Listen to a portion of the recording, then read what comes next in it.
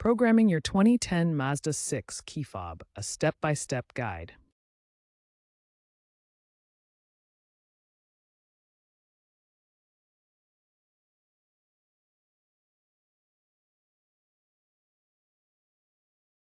If the programming doesn't work on the first try, timing is crucial. Double-check that you're cycling the ignition correctly and within the specified timeframes. Weak batteries in either the fob or the car can cause issues.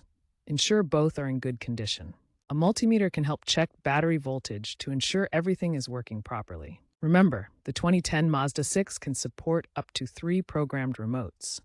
If you're still having trouble, consider using an OBD2 adapter and compatible smartphone app for diagnostics. While the factory method is generally reliable, online forums and YouTube tutorials showcase alternative methods, including using universal transponders.